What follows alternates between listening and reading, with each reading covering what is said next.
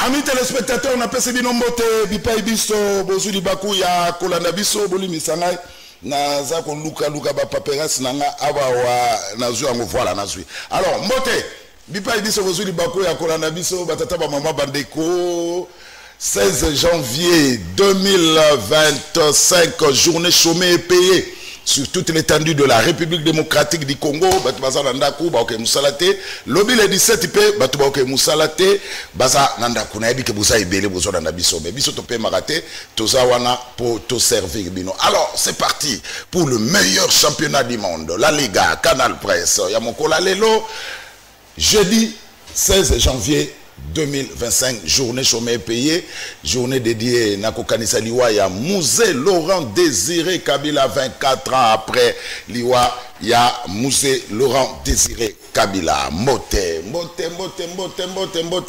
Tofungoli Santiago Barnabéu, Tofungoli Camp Nou, Netrobaka, mouillons les maillots, mais évitons de confondre vitesse et précipitation. Merci. Na Kouparbola, Véambata Mona Barumbu, Mona Mama Marie Kembi, Franck le privilégié Azali, merci na Maïka Mwaka, Samso Ilunga, merci na Gimputu, le grand maestro, le sélectionneur français Didier Deschamps, Batataba Mama Bandeko, Boye Imalamu, na le meilleur championnat du monde, la Liga Canal Presse. Alors, Botika Nganape Sambote, na Moulandi Monene, il y a la Liga, le meilleur championnat du monde. Moulandi Monene, Maman Mimita Mutombo Mwadi, Maman Mimita Mutombo Mwadi, Mbote Yazanga Canal Preste, Maman Mimita Mutombo Mwadi, Azana Beau Marché, Ye Azanga Canal Preste, Ye Azana Avenue du Progrès, na Beau Marché Wana, en tout cas, Ye Ponaye, Canal Presse, Jama Kokosangango, Maman Mimita Mutombo Mwadi, Napesio, Mbote Mingi, et Paï. Ozouami et Ozolanda, le meilleur championnat du monde. Hein, maman, Mimita Mutomo Mwadi, merci beaucoup, maman, merci encore une fois. Alors, Tofumodi Santiago, Barnabéu, Ndetolobaka, Lelo, Tokosolola, Liwa, il y a Musée Laurent Désiré Kabila, 16 janvier 2001, 16 janvier 2025, 24 ans après disparition, assassinat, il y a Musée Laurent Désiré Kabila, tout retenir Nini Ponaye, et puis les sous est-ce que gestion, il y a régime, il y a Musée Kabila, et Zabongo différentes, na ba gestion, il y a ba régime Oyo, et Yesimanaye, on va en parler avec les invités qui sont déjà na ba vestiaire, il y a Santiago Barnabéu, na Camp Nou. Mais avant de banda émission, batata ba mama bandeko, mokolo ya lundi, tu ambaki awa, na plateau na biso, docteur Mibale Baeki awa pona ko dénoncer spoliation, il y a division provinciale, il y a santé. Division provinciale, il y a santé, teki yango, docteur Bayaki awa po na ko dénoncer spoliation wana. Namaloba docteur Bazaye balobaki que spoliation ne salemaki na tango, il y a gouverneur Gentilingo Bilambaka pe batangaki kombo, il y a directeur de cabinet, il y a ex-gouverneur ya Kinshasa, Freddy Bonzeke, Olela Zalibongo, député national.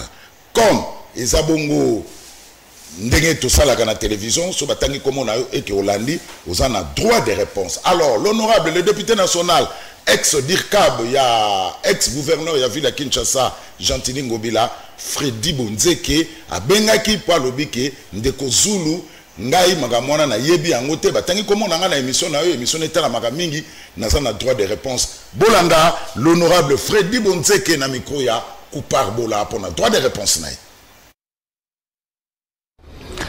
Merci ndeko pona libaku opesingai na pesa maloba na ngai na chaîne Canal Kin na émission ya ndeko Jules Boulembi ndeko Zulu parce que ndeko moko na yebi komo na été aleki na télévision alobi atangi ngai komo na nga nommément Freddy Bonzeke atangi ministre Pius l'honorable Pius Mwabilo atangi Jean-Timi Ngobila que toliaki 4 millions de dollars pour le pango au ezali ya division ya santé que to kosi to lobby to limito désaffecté to tonga ndebi to lié 4 millions yango wana na ndenge oyo balobaka na français droit de réponse na ye koloba na même chaîne devant même journaliste Jules Boulembi que ngai Freddy Bonzeke natikali kolia 4 millions ya mututé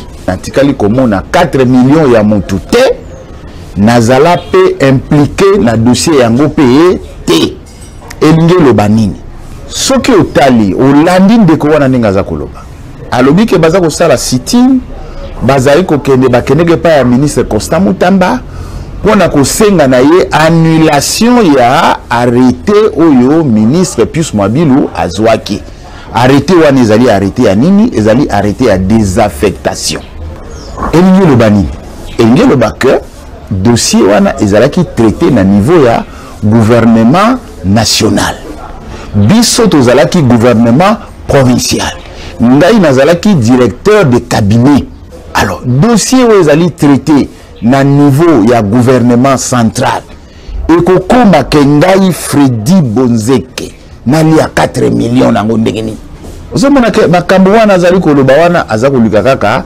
abebisa réputation ya bato ezali bongo te yango nga na zongi na niveau ya caméra pona kosala droit de réponse que ezalaki dossier ezalaki traité na niveau ya gouvernement national na niveau ya ministère ya urbanisme et habitat et pour un peu plus de précision les Kambango au vu ya ba document ndenge ezali arrêté ezalaki consécutif na contrat de partenariat oyo numéro 20 oyo na koko lakisa na bilili ya caméra oyo contrat oyo ezali signé par Pius Mwabilo na Mutukombo Riyad soki Rufifi soki na nanywa bango de ba signé contrat oyo contrat wana na article nango premier na 2 na 3 ezali ko pesa tina nini ba signé ki contrat baloba ki nini balobi boy balobi la République démocratique du Congo représentée par le ministre d'État, ministre de l'urbanisme et habitat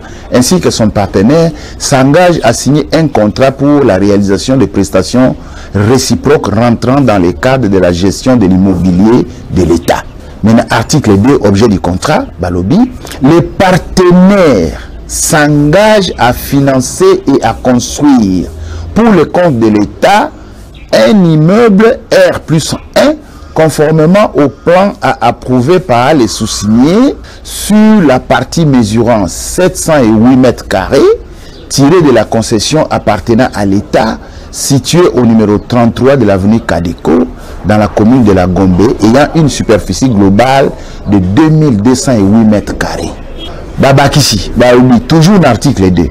En contrepartie de cette prestation, la République désaffecte la partie restante à la même adresse d'une superficie de 1500 mètres carrés qu'elle cède aux partenaires à titre définitif. Et nous avons na contrat oyo ministère ya urbanisme ba diviser le pangwana en deux partie moko batiki yango pour la division mais batongela bango ba bâtiment partie mususu wana ekomi ya batu oyo baza kotonga bâtiment omoni alors sur base ya contrat oyo nde arrêté ya ministre numéro 03 il y a 17 novembre et koloba l'article 1er est morcelé en deux lots la parcelle de terre située au numéro 33 de l'avenue Kadeko dans la commune de la Gombe à Kinshasa. Le premier lot, article 2, le premier lot d'une superficie de 708 mètres carrés débouchant sur l'avenue Kadeko reste dans le domaine public de l'État congolais en vue de la construction d'un immeuble R+1 par la société PAG Congo. Le deuxième lot d'une superficie de 1500 m² débouchant sur l'avenue 3Z est désaffecté du domaine public de l'État et mis à la disposition de la société PAG Congo au titre de contrepartie de la construction de l'immeuble R+1. Moni? Alors, Natango wana, ngai directeur de cabinet, ya gouverneur na ville de Kinshasa, na zuli kambo wapi. Moi historique ya moké ekolo kozala kaka que dossier et bandaki effectivement na niveau ya chef de division ya santé. Oyo akomelaki ministre provincial ya santé Liza Nemalemba. Akomelaki mukanda na mois de mai. Akomele mukanda pona koyebisa que ndako place tozali kosala mosala ezali lisusu malamu te, ezali ndako oyo bato na ba éternité na tango ya époque coloniale. Alors ndako wana ezali sous malamu te et puis ezali le fait ya ba éternité et baby tellement que ekoki ko pesa pe ba maladie pe ko créer mokolo mosusu ba dégâts. Ministre ya santé azui mukanda ya CD à transmettre document et pas ya gouverneur Liza Nemalemba mukanda ya CD yango. Transmission ya ministre Liza Nemalemba et pas ya gouverneur yango. Gouverneur peut à répondre ministre Liza. À lobby na ye à lobby, Madame le ministre provincial de la santé, j'accuse réception de votre correspondance du 19 mai 2023 relative à l'objet repris en marge et vous en remercie. Y réagissant, je porte à votre connaissance que j'accorde une attention particulière aux doléances exprimées quant au danger des effets cancérigènes auxquels les agents et cadres de votre secteur sont exposés. Le souci étant d'améliorer les conditions, les cadres de travail et de préserver la santé des agents. Je vous instruis avec mon directeur de cabinet, toutes affaires cessantes, d'entrer en contact avec les services techniques du ministère de l'Urbanisme et Habitat, ici copié pour une solution idoine. Alors ici copié. A copier qui n'a banani, a copier qui n'a ministre, monsieur le ministre de la santé publique, hygiène et prévoyance, a copier qui n'a monsieur le ministre de l'urbanisme et habitat, a copier qui n'a monsieur le secrétaire général de la santé publique, hygiène et prévention, a copier qui n'a madame le ministre provincial des affaires foncières, urbanisme et habitat, a copier qui n'a monsieur l'inspecteur général de la santé, à copier qui est monsieur le directeur chef des services de gestion immobilière à l'urbanisme et habitat, et puis à copier qui est monsieur le chef de division de la santé. Bateau nous surtout tant que zui mukanda oyo dossier ezalaki et qui est à niveau ya ba service ya urbanisme et habitat. Léo moni service ya urbanisme et habitat au vu ya mukanda ya gouverneur ba eko tinda ordre de mission oyo. Il est comme un dossier comme à niveau ya ministère ya urbanisme et habitat. C'est-à-dire que le ministère de la Santé pouvait aussi avoir des mêmes éléments, différents secrétaires généraux, mêmes éléments. Direction, il y a gestion patrimoine immobilier, il y a ministère, il y a urbanisme, et ils ont les mêmes éléments. Mais au vu de la mission, il y a mission, rapport où il y a état des lieux. Rapport il y a état des lieux. Recommandation. Recommandation. Tango bauchi kopesa ba recommandation oyo ezalaki adressé na nani na ministre ya urbanisme et habitat ezongelaki lisusu na gouvernement provincial. C'est pourquoi batindeli ministre ya urbanisme et habitat note explicative oyo adressée à Sorotali, note explicative à la bonne attention de son excellence monsieur le ministre d'État, ministre de l'urbanisme et habitat à Kinshasa, Lingwala. Vous avez la malam. Donc, Tobanina, ministre de la santé, na chef de division de la santé, chef de division a commis le ministre provincial de la santé, Liza Nemalemba. Liza Nemalemba a transmettre l'information et pas à gouverneur. Gouverneur a zongi ici information dans le circuit, il y a urbanisme et habitat. Et urbanisme et habitat maintenant, bazui sikoyo dossier en charge. Basali note explicative, batindi yango et pas ya ministre na gouvernement central, na gouvernement national. Et ndé au moni na gouvernement national bazui ba arrêté bazui ba contrat wana sikoyo Fredy Bonzeke allait 4 millions ndenge nini azui 4 millions ngo pas ya nani pour que vraiment montou le canal télévision au lobake balé 4 millions bazoko sa président de la République que bazako mais il faut en même temps azako lobake il faut ba annuler arrêter wana ils a même pas arrêté ya gouverneur ya ville mais ils allaient arrêter ya ministre national ya habitat donc na beaucoup c'est tolito lobake ngai Fredy Bonzeke lelo na commis député nazana droit de réponse na likambo oyo ndeko wana atangaki komona ngai injustement ngai natikali komona 4 millions te natikali kolia 4 millions te natikali ko traiter dossier en moté dossier wana ezalaki traité na niveau ya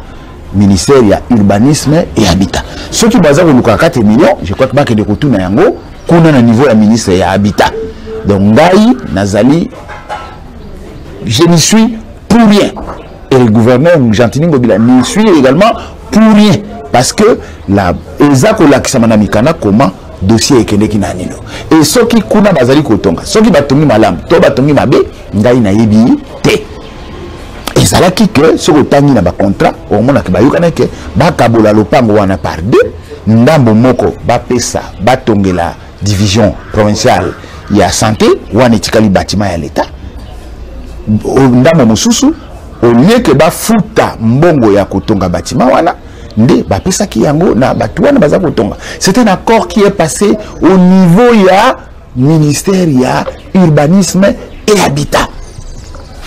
Donc nous sommes allés pour rien là-dedans. Donc na senga na bandeko wana bazala na boboto bazala na kimia batika kokosela baninga makapo.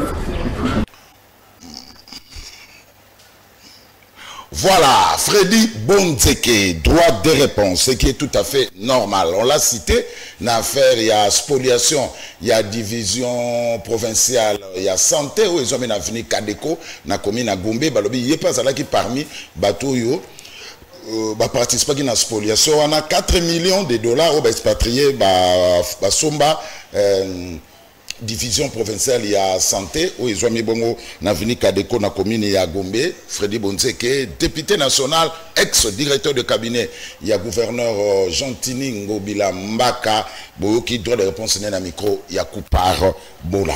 Merci na ba téléspectateurs boza ibele bozo landa biso particulièrement na maréchal Tito Muntseke qui nous suit depuis sa voiture avec sa femme Nono Bongo les qui a Sylvie Bongo Nono Bongo moi c'est à maréchal Tito Muntseke. Merci beaucoup bozo landa biso bino boza na canal presse c'était batata ba mama bandeko. Alors lobby vendredi na terrain missioni na commune ya Makala meeting de vérité parmi ba orateurs honorable Diabanza Monanene élu ya Matete na compte ya IDPS. Mike Kamoka.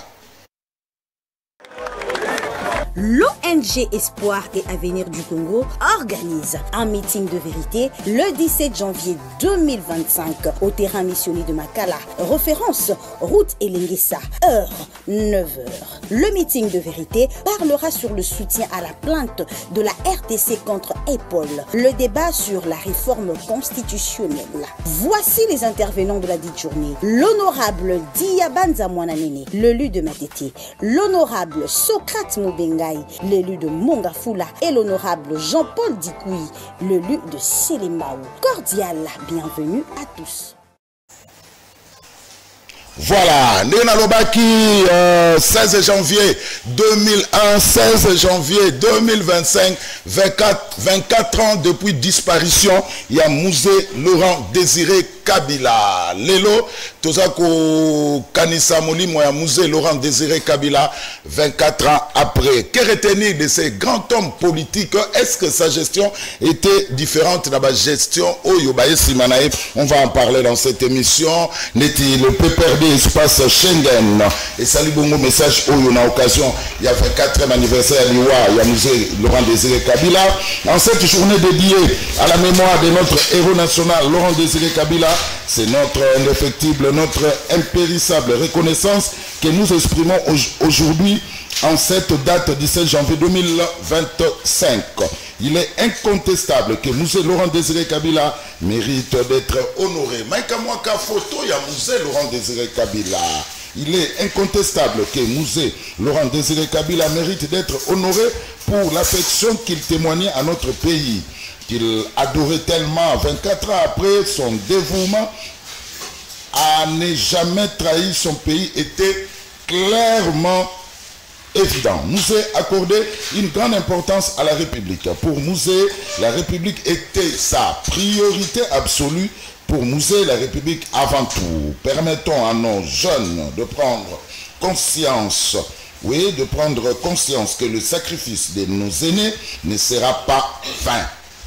Je tiens à saluer l'engagement de tous ceux qui, au quotidien, soutiennent la lutte de Mouzé Laurent Désiré Kabila en témoignant et en parlant aux jeunes générations de ne jamais trahir le Congo, notre pays.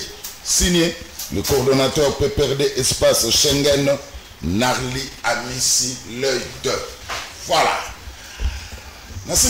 Téléspectateurs, à la fin de cette émission, je vais proclamer les 11 meilleurs joueurs Yaliga pour l'année 2024. Dans la commentaire, défilé, photo les 11 meilleurs joueurs Yaliga, il fallait avoir 150 voix, ou comme ça 150 voix pour Ozala parmi les 11. L'équipe à football, il y a 11 joueurs. Donc il faut Ozala 150 voix au Kokisayango, votaki pour Ozala parmi les 11. Complaisance exatée. To privilégié, motuté. Ezandenge bino votaki. Gardez votre souffle. Comme exaté, va fournir un effort en l'année 2025. Pour fournir un effort. Donc, gardez votre souffle. À la fin, vous aurez les 11 meilleurs joueurs Yaliga. 3 critères. Audience, quand on les caca, qu'on dérange à côté, et puis on s'en casse un argument. Voilà. À la fin de l'émission, les 11 meilleurs joueurs Yaliga. Blaise Panch, Mbote. Mbote Ndeko Zulu, na pesi bako débatteur nanga na plateau bangonyo so Mbote pe bonana 2025. Voilà. Na pesi équipe Bomba Canal Presse, équipe Bomba Liga, meilleur championnat du monde, na pesi bango Mbote bonana. Na pesi Mbote na commandant suprême ya FRDC, excellence monsieur le président de la République, bonana na ye na madame na ye maman Denise Nyakeru, la première dame. Na pesi bonne année. Merci. Na nouveau chef d'état-major, na ancien chef d'état-major, le général Christian Chiwewe, na général Jules Banza, ba bonne année na bango, général Ndaiwel, inspecteur général à la police, général Amouli, inspecteur provincial à la police, général Blaise Kilimbalimba. Merci sans beaucoup. Oublier Blaise Panzou. une pensée pieuse. Ya bande ko na biso nyo sur ST au bazo souffrir, bonne année na bango, ba yeba ke to bosani bango te ndenge na lobaka. Au Mikolonio, so baye ba ke to zala bango ensemble to bunda to Merci. Allez, tous les gens moussé hein na Mbote. Clovis Kassela, Zela, attention ils ont m'attendé Kozulu. Publication comme il sous na souka ya match. Oui, ils ont la souka match. Les 11 meilleurs joueurs à Liga. Na ba foi, il fallait atteindre 250. Comme si on avait 15. Car mon noko et pamba, tout la dit pour tout souffrir la compilation.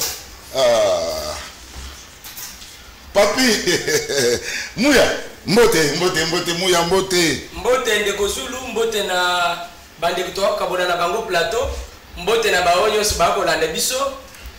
Tozali kopesa Mbote mingi na tata mokozi ya ekolo Félix Antoine Tshisekedi Tshilombo. Oto zako rappeler ba Kongomani ke lobby mercredi, conseil des ministres et ça la vendredi. Et ça la lobby. Et ça la lobby parce que vendredi et kozala férié. Tata mokozi ya mboka atikali beaucoup trop regardant par rapport à la situation il y a est de la République et ça dossier oyo azali komemati la suka modèle ça sujet autocolobelate tozali ko profiter pour na koyebisa ba congolais que Félix Tshisekedi reste déterminé par rapport à likambo oyo etali ba le konabiso ya est Mbote na madame la distinguée première dame Denise Nyakeru Tshisekedi, on l'appelle la beauté suprême. Il y a la République démocratique du Congo. Maman Tolobi, non, c'est le cas de yo soko lobi, ngana sali dialelo na maman Denise. Mais ba parents oyo, bazaki na occasion ko futer la bana université. Excellence. Awa na lobi awa na Congo bazaki na occasion te mais bamoni fondation ya Maman Denise kozwa bana wana kotinda na poto. Je vous rappelle que ça fait plus de 6 ans et on est au-delà, il y a 200 ou 300 enfants envoyés les bandes à Mboka pour kokende kotanga. Merci. Et ça kotonga Congo ya lobi c'est quelque chose autre pour Maman Denise Nyakero Longonia Zaba Batele. Merci, mais j'aurais une question à vous poser hein, dans cette émission parce que ça fait l'actualité hein, et ça débat. Didier Deschamps, na otin de l'eau image wana. Paraît que garde du corps moi abetaki masas likolo balobi eza kabuya. Attendez, na bombe ya wayo na okuna et puis na relaxa ba image, yo za idepes, au pesa biso ba précision. Gaston Piana, mbote ya bonne année tukutanite ya ne oyo hein, Gaston Piana. Mbote na wape kolo tuzulu na tonje pour l'invitation. Na zo tin de l'eau ma okamu Jésus Noël Cheke. Non, Jésus Noël Cheke. Na pesi c'est provincial. Oui, na pesi pembote na son excellence Jésus Noël Cheke.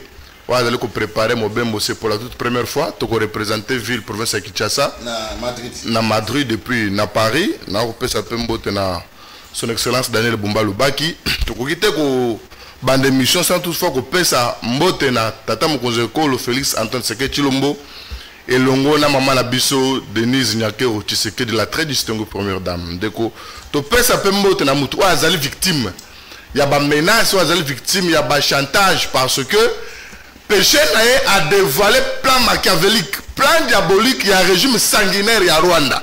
Son excellence Patrick Mouyaya Katembwe, Oyo, Azali ko dévoilé, Azali ko protéger la population congolaise et balia poison à Rwanda tende Kozulu.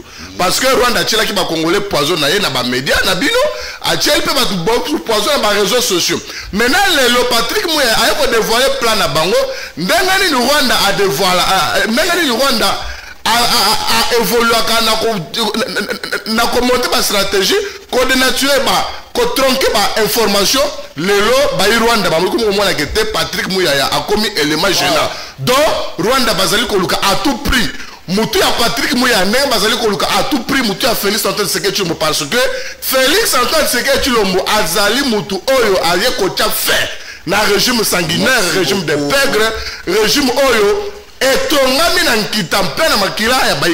Merci beaucoup, merci beaucoup, merci beaucoup. On va prendre dernier invité. Mais à Boutikanga, Bapesi Blaise Panzumbote, Blaise Panzumbote depuis Paris. Peter Vakele, Abina Pesombote depuis Paris. Alors, dernier invité, Kilosh. Il y a Ensemble pour la République. Exactement. Zulu, merci beaucoup pour l'invitation. Mbote, Ayo, Mbote, Pena Bakongo, Malignon, Mbote, Pena Badeko, toujours partagé pour la tournée dans l'élo. N'a qu'à rappeler rapidement à la population congolaise que nous, membres, et participants pour la République de l'élo, comme victime, il y a intolérance, il y a injustice, il y a régime en place. L'élo, Zotanga, 4 membres, il y a parti ensemble pour la République, où ils sont détenus injustement dans les locaux, dans la prison de la République démocratique du Congo. Honorable Mike Mukebay, plus de 650 jours sans jugement dans la prison centrale Yamakala. Les coordonnateurs Emmanuel Yenga Yachoku, injustement détenus dans le niveau de Kisangani. Les camarades Jean-Claude Mousselwa Ndala, injustement détenus dans le niveau de Lumbashi. Et les camarades John Mbangou, injustement arrêtés hier par les services de sécurité. Toujours condamnés à être membres de l'opposition et l'obité qui doit mériter, tous aura toujours arrêté arbitrairement. Être membre de l'opposition, nous avons aussi des droits que les pouvoirs doivent respecter. Merci beaucoup. Traoré Moussa. Ndeko Zulu proclamation ya ba spectateur ko za la pe mo colonel oh na no bina suka émission à lelo komona le ya singa ba spectateur azenga ba joueur ba joueur ba spectateur za moi passé alors toke rapidement joyeux anniversaire na Jemima Mandala Kentamuka de Punjili Niasi avait Ambata joyeux anniversaire na Bandeka Whitney Samuzu depuis quelque part bonne année na Lina Kalenga Valérie Kalenga Kecha Maman Sezouza, Madame Jocelyne Selenge. Joyeux anniversaire. Na Kimfumu Viekese na Londres. Kimfumu Viekese na Londres. Joyeux anniversaire. Mbote na Aladdin Sita. Na Kennedy Mabesi na Paris. Ba Olanda Biso. Aladdin Sita. Kennedy Mabesi. Merci. Vous en à Paris, Serge Malebe toujours scotché pour nous rendre le meilleur championnat du monde. Vous en à Londres, Serge Malebe, merci. Sans oublier Jires Mbaya IGF. Jires Mbaya IGF, parce que peut IGF, tout ce senti qui IGF a monté. Hein, Jires Mbaya. Mais tu peux si mbote mingi. Alors, fais un bâtard aux après, na ba image wana, mouya, tala ba image. Toké. La vidéo a fait les tours des réseaux sociaux. Visiblement un rapproché d'une personnalité aussi importante du pays qui tire en l'air pour frayer le chemin à la Jeep de son patron envahi par les conducteurs des taxis motos qui seraient en train de réclamer la prise en charge de l'un de leurs percutés par cette Jeep. Le problème, c'est quand les détracteurs d'Augustin Kabouya, secrétaire général président de l'UDPS, après avoir échoué à leur mission de déstabiliser le régime Tshisekedi en créant du désordre au parti, tentent de se servir de cette image pour au moins saper sa réputation.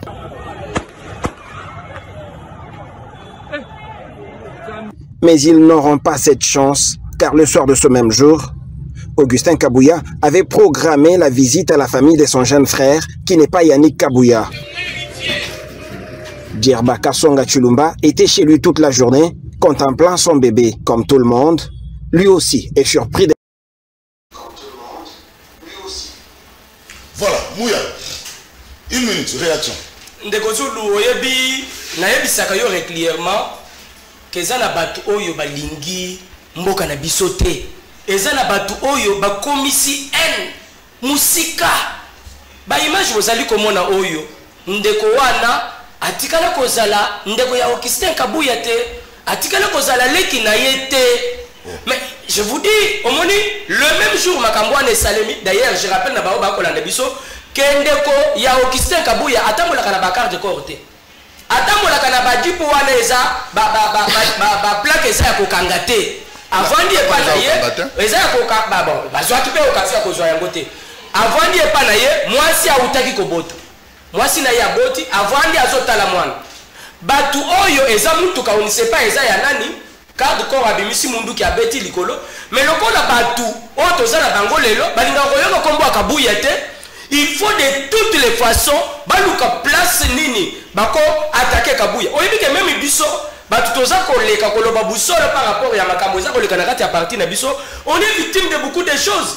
Pourquoi? Parce que vous soutenez la vérité. C'est vrai que tu peux avoir des problèmes na Kabouya. Mais c'est vrai aussi qu'il faut, oyeba, que Boussolo ezali, Kabouya reste l'unique responsable de la partie présidentielle, ou ezali DPS na biso. Okoboya kondima yango, mais c'est la vérité. Moutoua na beti masasi aza ndeko ya Augustin Kabouya te, ndeko ya Augustin Kabouya ayebi makambo wana te, avande ki na ndaku na ye mwasi autaki kobota, bandongolo miso, nde bazali koluka mutu ya Kabouya partout, partout. Voilà.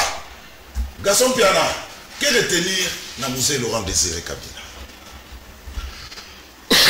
Ndeko Zulu lelo ezali mukolo bato bana bandako bako benga yango férié oto commémorer kondo musée Laurent Désiré Kabila. Namoni bato bele bako lobano musée alobaki namoni na ebandeli otangi message moko lobino biso no bilenge il faut to kota na lutte ya musée to loba ete non ne jamais trahir le Congo. C'est un message ya PPR de Schengen. Ouais, mutu no ya PPR de Schengen wana il faut y ba que il faut na regarder. Tenga na tout message pas notre ndeko Zulu. Kasi maintenant na tempe na bi signé Narli Amis. Ah, on va ki bongo. Oh papa. Bon. Donc aux habits ndeko moto to polaki na Barcelone. Ndeko bakana biso médiane batoni na médiane na Barcelone. Au moins ba bloc. Ndeko wala a peur de ndeko Zulu. Il faut y ba que musée Laurent Désiré Kabila de heureuse mémoire. Oui. Ateka ki Congo. Oh. Mutu ateka ki mboka na biso comment est musée Laurent Désiré Kabila dire que non il faut to ko tanali ta musée to bakete ne jamais trahir le Congo ezali ko cracher la mémoire ya ba congolais ozo comprendre ne Zulu parce que imaginez-vous lelo problème auto za na wana kacha mboka la biso na esukuna tongo butu pe mo makambo so ko salama des zones no so ko salama ezali musée parce que ne mutu ina banyangala kata wana musée comme na 97 a nommé chef d'état major comme James Kabarebe. Oui, James Kabarebe bazane. Azali Rwandais. aye biso ba bizimankara pesi ba posa minene na kati mboka na biso ba bisenga ba contrôler teke bazaki ba rwandais musée muto ateki mboka na biso. C'est ça mutuale ya PPRD sur le bikete bango ba pérenniser lutte ya musée bazana a raison parce que PPRD égale AFC ananga. Bango ni bazali ko continuer na kati bitumbana bazali kotika esprit ya bitumbati ya koboma ba congolais ndeko na ngai ndeko Zulu. Parce que lelo PPRD za AFC Kabila ne mutu azala nanga. Mais tant moi il faut qu'on pérenniser combat lelo mboka la biso place ezali musée. Il faut que Congolais ba que avant musée azo pouvoir na mboka la biso Rwanda akukaki ko fungola monokote na sous région wa mboka mokote ekukaki ko sakana na mampinga na biso ndeko Zulu.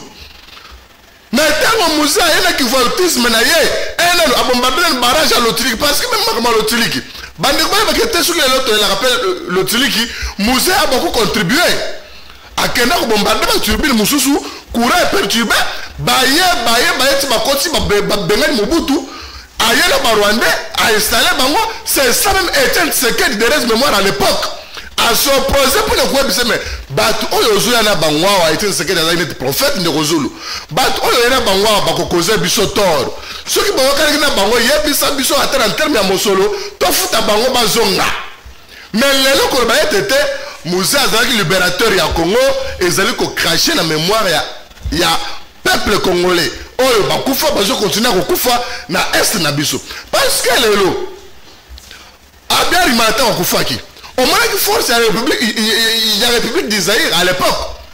Alors, mais lelo Kagame tango ko sala makambo c'est parce que Kagame azali camarade na de Kabila.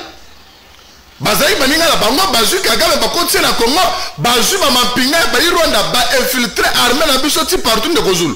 Et ba comprendre le système na biso. Imaginez-vous que lelo James Kabarebe azali un système sécuritaire rwandais. Azali kuna na Rwanda James Kabarebe ndenge to koloba.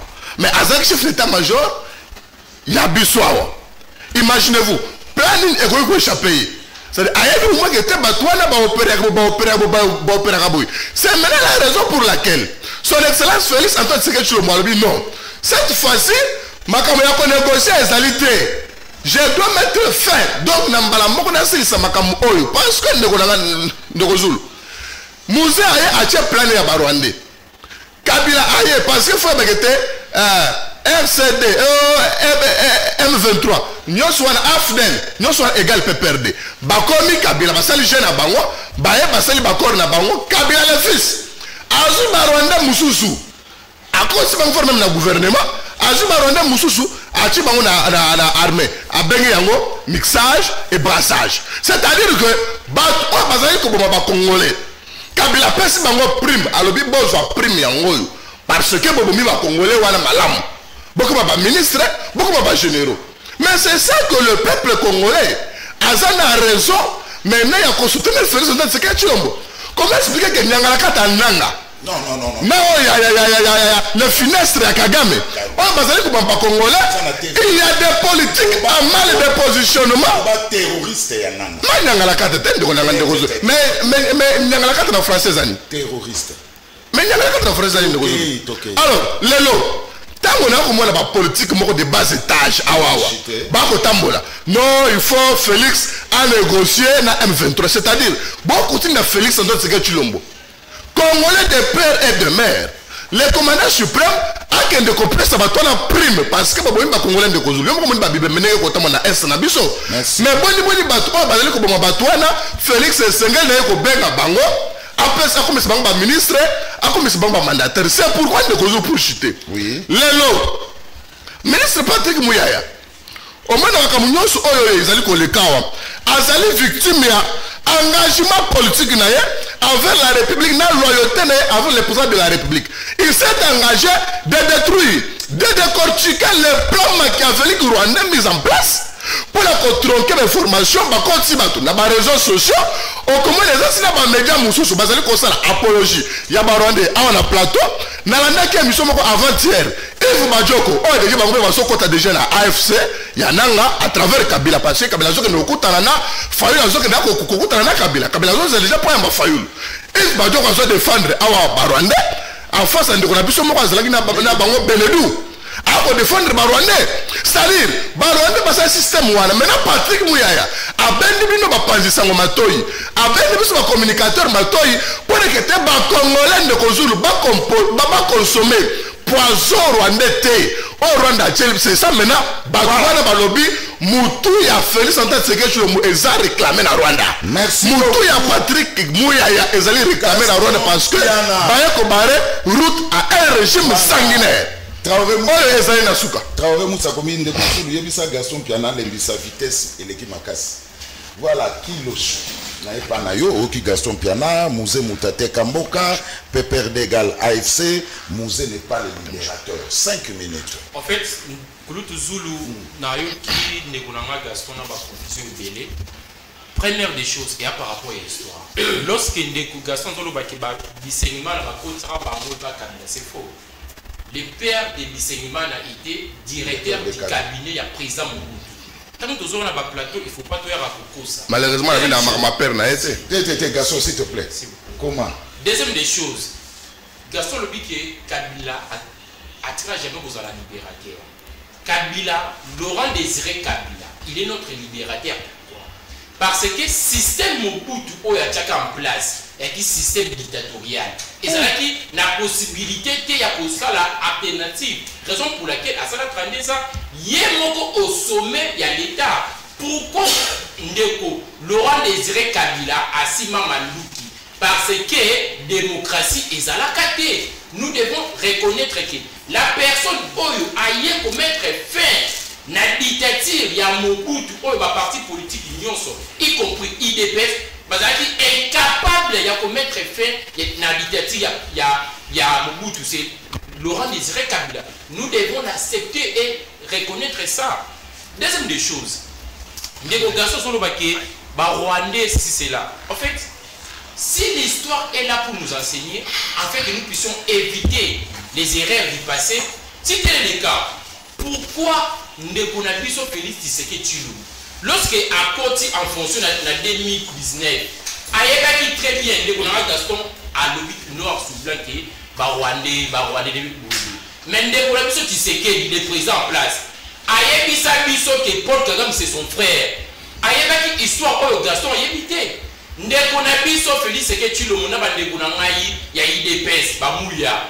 Ba bete la Paul Kagame maboko na stade des martyrs. Ba yemba yona lobo ya Kagame. Ba yeba histoire au Gaston azolo ba on a plateauté. Ba Ndekonangai ya IDPS. Ba autorisaka Rwanda Air et ba na survoler la République démocratique du Congo. Ba yeba ka histoire Gaston azolo koluba a na plateau. Bande konanga ya IDPS tant bakoti au pouvoir ambassadeur ya Rwanda azaki jamais accrédité sous Kabila. C'est sous le régime du président Félix Tshisekedi Tshilombo le président a été accrédité Vincent Karega pour dire quoi, pour conclure par rapport à la fausse délégation de Roland Gaston. Les régimes Tshisekedi nous sommes là on va raconter ça. Ceux qui ont analysé la délégation de Gaston au moment de Libye à la fête, ils ont mensonge. Nazongi par rapport à comment il y a Laurent Désiré Kabila. Si aujourd'hui, tout ça comme il y a Congo Mali, c'est parce que Laurent Désiré Kabila a gagné la guerre, a gagné le combat contre la dictature. Si les autres ont fait le Congo, et comment on a fait ça? C'est grâce à Laurent Désiré Kabila. Ce qui est là, tout comme on a fait l'élection. Tout comme avec par les maisons là, c'est grâce il y a Laurent Désiré Kabila. Si aujourd'hui nous avons la démocratie, c'est le combat tracé par Laurent Désiré Kabila que son fils a finalisé. Nous ne devons pas venir sur le plateau nier combat il y a Laurent Désiré Kabila ou il y a un combat noble qu'aujourd'hui nous les Congolais nous bénéficions. Merci beaucoup. Mouya, merci pour na timing. Mouya, Gaston Penalobi, Mouzé Moutate Kamboka. Est-ce que tu as preuve, tu as acte de vente? Bon, je crois que n'a profité, n'a récupéré 2 minutes. J'ai compris que Aza Elenge a maîtrisé l'histoire de la République démocratique du Congo. Je vais préférer aller calmement. Parce que je sais que Congo est Zambo Canabiso. biso to abilenge toye toza batu ya liboso te ya ko vivre en République démocratique du Congo to uta ba kulutu to uta ba koko to uta ba to mayele nyonso. Alors tant oza ko zo sujet pona ko ya ko lobela likambo lokola oyo zwata ya ko yoka batata wana zwata ya kotanga po ya ko beta libanda te ndeko Zulu makambu ndeko nanga alobi oya Moïse Katumbi oya yeko kumisa Kabila. Et ça sonne makasi pour naïe, mais je comprends que c'est un jeune qui ne maîtrise pas l'histoire de son pays. Je rappelle à mon frère que le 14 mai 1997, Mobutu quitte Kinshasa pour Akati Sangam. Ici à Kinshasa, je parle de la République démocratique du Congo, activité mounene qui organisée par l'UDPS. Avec à la tête mon mentor Etienne Tshisekedi wa Mulumba. To décréta qui ville morte. Je parle du 14 mai 1997. Oh Mobutu Abima. Et la première personne qui a fait peur pendant toutes ces années, na Mobutu c'était Etienne Tshisekedi wa Mulumba. Tu peux bien lire l'histoire. Et quand Mobutu rentre le 15 mai, il y a même année, ses proches, Bakar de Naye, bah généraux naïe, bah yébisiye en regardant ce qui est déjà fait ou là où nous sommes, nous nous sentons en insécurité pour nous sécuriser yo. Parce que ce qui est une histoire yambo canabiso du début jusqu'à la fin, au comment que même Laurent Oyobiso te présente comme le troisième président, quelque chose comme ça. Il n'est pas troisième président. Congo existait dans 60 t. La République démocratique du Congo existait depuis 1885. On est cette histoire yambo cannabis. Mais c'est seulement Naboye il y a Laurent Désiré Kabila nde makambwe belé ya Busoto et comment dans la République démocratique du Congo. Bon, Aza déjà Mouei, je ne vais pas tirer sur lui, mais je vais seulement rappeler Nabao Bakolande Bisso que le problème est belé tosui ou tout ça comme on est le loi République démocratique du Congo sous Sanango. Si vous avez eu le temps de lire Nabandeko Oyo batangisa na ba université bakoye bisayo que mutwa mema makambwe belé ya mabe c'est Laurent Désiré Kabila. Laurent Désiré Kabila n'avait jamais été démocrate. Soka mema makambwe ya mabe. Il a dit que Laurent Désiré Kabila est démocrate. C'est faux. Laurent Désiré Kabila n'avait jamais été démocrate. Je te rappelle que dans ces pays, sous Laurent Désiré Kabila, ceux qui bakangio, et ce qui la période de Vandeko Beta Batu, Bafimbo, Bako Bengango, Tumbuyulu, on t'arrête en pleine journée, Balalisio Wana, Babetio Fimbo, en pleine journée. Ça, ce n'est pas la démocratie. Donc il ne faut pas dire que Laurent Désiré Kabila a amené une démocratie. Non. L'Ibabe ya Congo, Otobenga Joseph Kabila, Moutoye Naye Laurent Désiré Kabila. Vous savez ça? Ils ont lutté ensemble. Qui nous ont amené les Rwandais, Otozako Bunda Bundana Bangolelo? Est-ce que vous maîtrisez vraiment l'histoire Yambo Cannabiso ou bien vous venez tromper bateau pour maîtriser l'histoire Yambo Cannabiso? Aujourd'hui, tu peux dire clairement que Mboka Nabiso et Zouavoua n'a Laurent Désiré Kabila, Moutaye pour concrétiser et ça Kabila. Qu'est-ce que Joseph Kabila a fait de ce pays? Aujourd'hui, on parle de M23. Aujourd'hui, on parle de AFC, Yananga et les autres. Banani va concrétiser. Parce que si vous lisez l'histoire Yamboka, même Yamoko Laurent Désiré Kabila reconnaît à un moment que Yamutamema Barwandais est belé. Lui-même, je lisais ça d'ailleurs hier soir à la maison. L'histoire du Congo, c'est un livre écrit par un Belge, tu peux aller vérifier. Où lui-même reconnaît, il cite même certains Rwandais qui ont occupé des postes ici chez nous en République démocratique du Congo. Et il demande, il est venu là-bas Rwandais, il leur demande de quitter la République démocratique du Congo sans payer prix au Yokanaki. Et c'est ça, c'est une histoire. Posez la question à Ndeko, je crois que Tambwe Mwamba est encore vivant. Posez-lui la question. Posez la question à Bateau Badisiste Kala. Donc ici, il faut qu'on rappelle le Congomani. Il faut dire aux Congolais que le président Tshisekedi est venu se battre pour que les choses rentrent dans Zela. Je te rappelle ici que Laurent Désiré Kabila Moutoua Pesa Congo, Combo et la République démocratique du Congo terre. Laurent Désiré Kabila Ayeko Zongisa. Ce n'est pas lui. C'est pas lui, tu peux bien lire l'histoire Yambo Kanabiso. Ayeko Zongisa parce que tant Mobutu Ayaki, Alongolaki Combo et la République démocratique du Congo, Apesi Combo et Zaïre. Et quand Laurent Désiré Kabila a arrive au pouvoir, azongeli kombo tozalaki na liboso. Même l'hymne national na biso. Et comment dit, et je crois à la Zaïwa, c'est quelque chose comme ça. Mais Tango, Laurent Désiré Kabila a zongi cité pour Congolais. Donc ce sont des petites notions. Oh, il sengeli biso loko la bilenge. Tous wata, yakotanga, yakoyuka pe mikolo. Donc Laurent Désiré Kabila n'a rien amené comme changement. Il peut me dire ce que Kabila a amené. Sincèrement. Il a amené je peux vous dire que la République démocratique du Congo, Laurent Désiré Kabila nous a amené que les Mababé. Et parmi les Mababé, nous avons Joseph Kabila, qui est aujourd'hui considéré comme criminel et rebelle. Azako Bunda, Bato Bazako Boumana, est la République démocratique du Congo, Bazali soutenu par qui?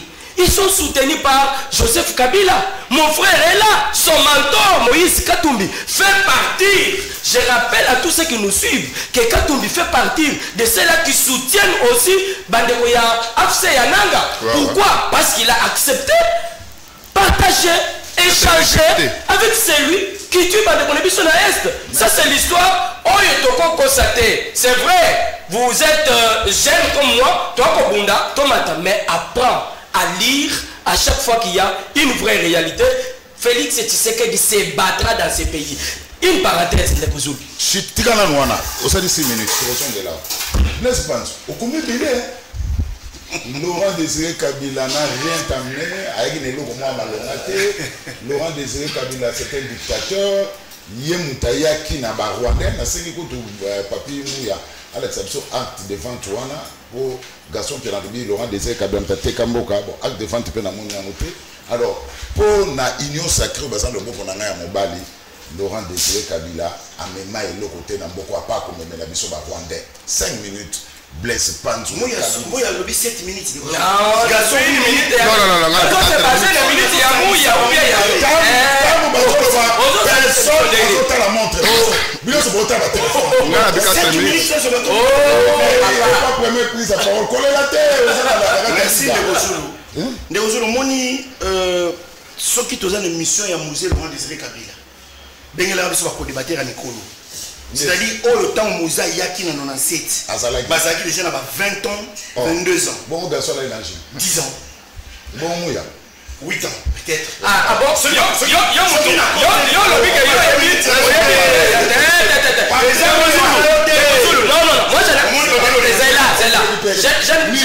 ne vous permets pas de bongo parce que Papi Mouya n'a pas de n'a pas de on a tension histoire. On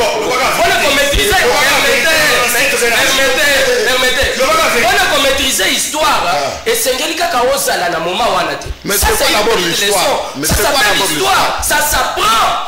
Ah, voilà. Ça, il faut. Mais peut-être que tu avais mal appris. Sur Bisso, voilà. Nous sommes des témoins oculaires du changement dans notre pays. Moi, j'ai vu le musée Laurent Désiré Kabila comme ça. Tant qu'on a remplacé mon bout. Donc, quand je viens parler des musées, il y a un musée qui va bêter la Kinga. Peut-être.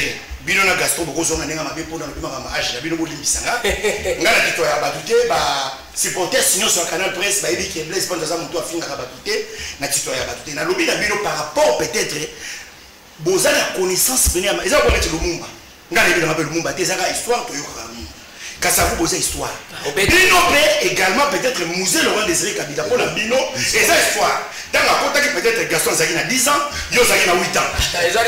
Peut-être. Pour bien nous parler politique et pas Bangobila, ou au politique à Waya, et pas Kabouya, tout ça. Si j'avais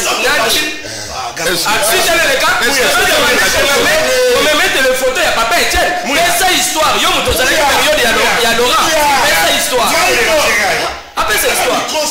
Bisso, Netsinga Naza Awawa, Mobutu est à l'issoloté.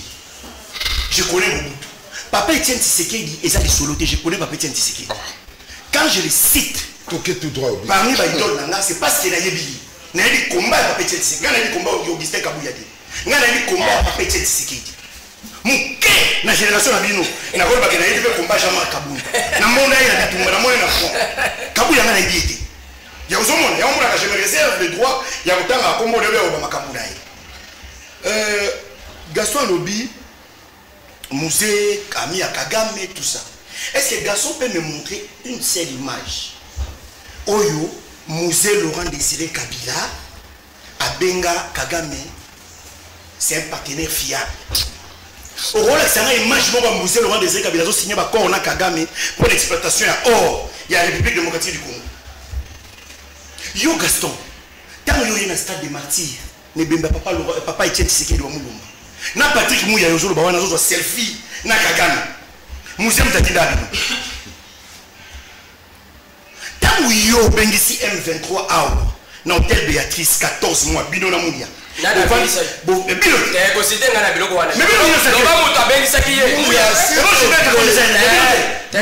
te plaît, président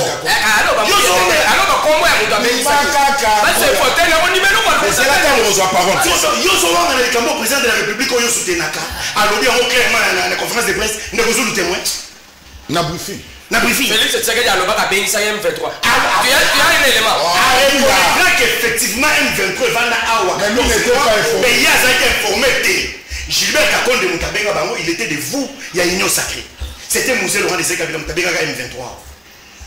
Mouya, au moni magama Musée sous Bozo Bango avec légèreté pe ça na kanda. Tant Bozo sur selfie, na comité me belé, azo déranger ngai. Ba hypothèse bazé na beso ba yoka.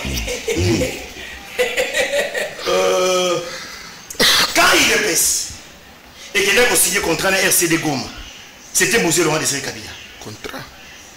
Tu peux me citer un seul nom, Gaston? Il y a un militaire rwandais au temps où Bino monsieur pouvoir, beaucoup de barons n'a dit que Kabila infiltra Bam. Les FRDC, le Zoubek, la Tolo, FRDC. On n'est pas si on a dans l'âge à 29 ans, beaucoup dit. Pour quand même FRDC au 8e puissance militaire d'Afrique. La garde républicaine, oh, yo so tambour dans le promo beta, ça c'est le colo. Bino, la garde républicaine, on est monté formant. C'est Joseph Kabila.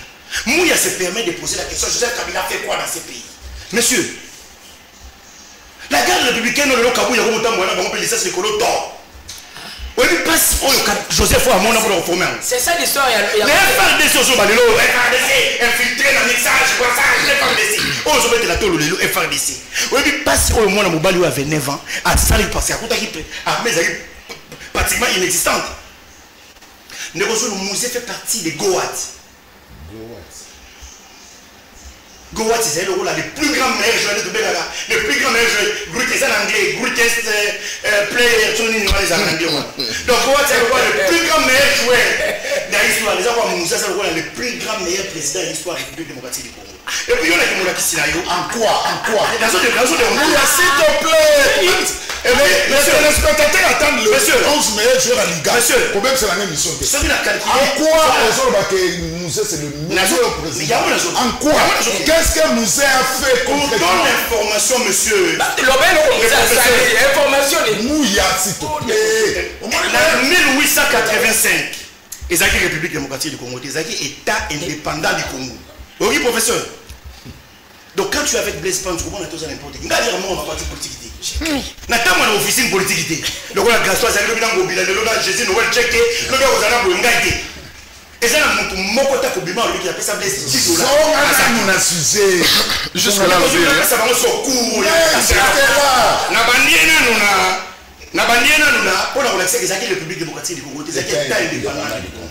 J'ai pas dit que c'était la République démocratique du Congo. Yo le c'est musée. La République démocratique du Congo, c'est musée. Non. La République démocratique du Congo, c'est un musée. C'est en 1885, vous le verrez. Ok, merci Ndeko Zulu. Sommes la cour de l'histoire politique du Congo. Au moment où on a suivi. Allez, tout pays. Ndeko Zulu musée aïe ao. Pour la démontrer. Bango va besoin de 10 ans mandat. Pour chef de l'État, à quoi qui ça va promesse de sur la peuple. Le monsieur que vous voyez ici n'a fait que 3 ans et demi. 3 ans et demi au pouvoir. Il a amené une révolution militaire.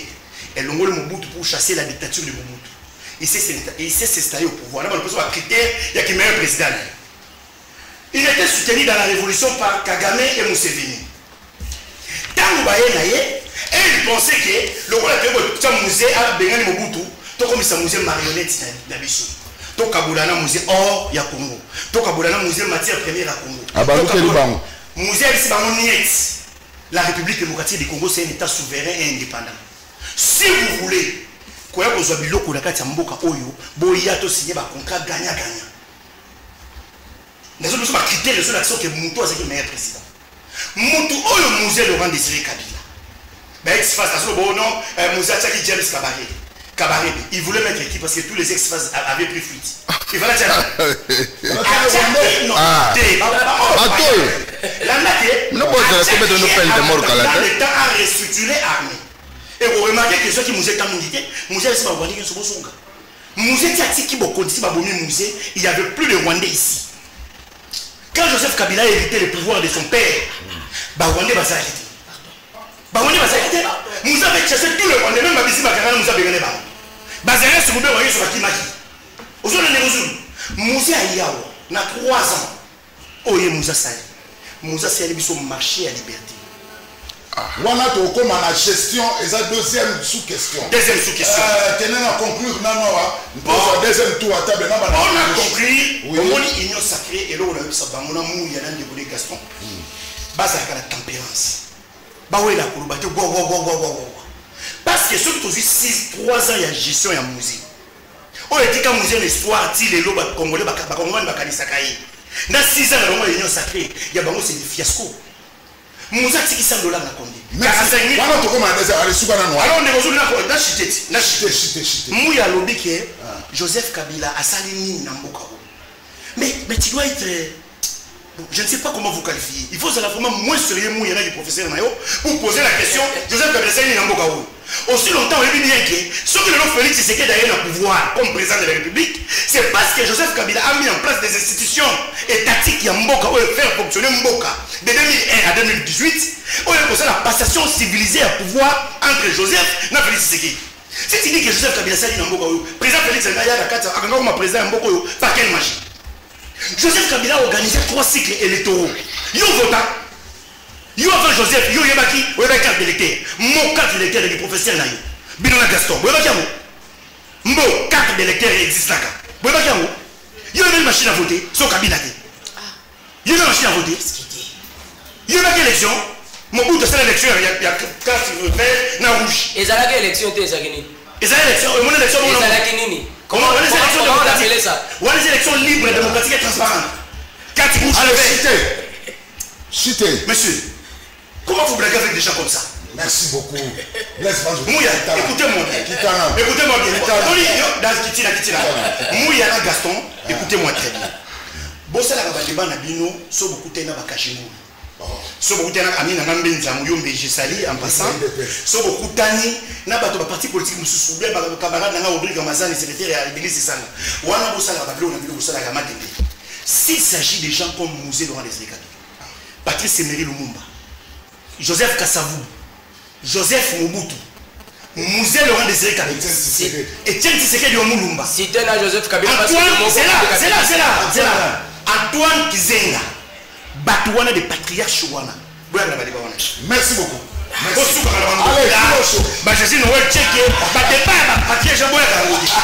Merci Blaise Panzo. Alors, Kiloso, en quoi la gestion, il y a un mandat, pendant le mandat, il y a un musée, et ça bongo différente dans la gestion, il y a Kabila et il y a Félix Tshisekedi. En fait, en quoi?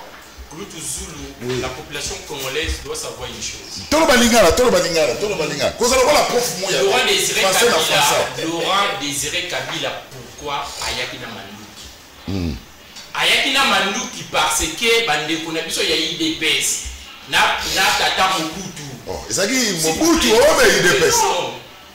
Loba. Bande Konabiso y a 13 parlementaires. Parce que Mobutu a dictature la République démocratique du Congo. Ça y est. Comment?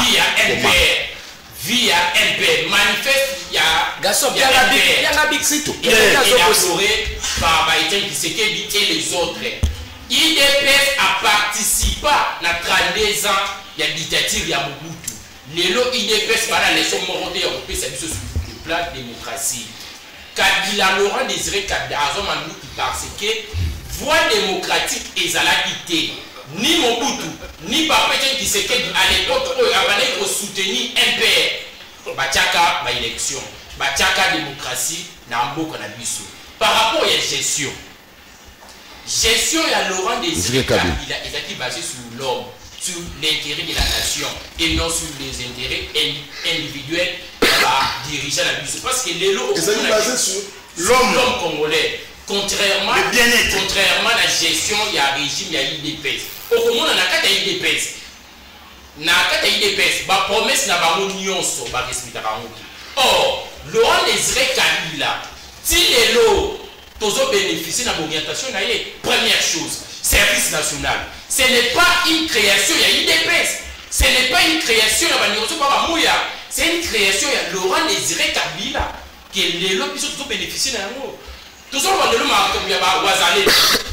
Wazalendo qui sont parmi les premières personnes qui ont créé le mouvement Maïmaï, la République démocratique du Congo. N'est-ce pas Laurent Désiré Kabila?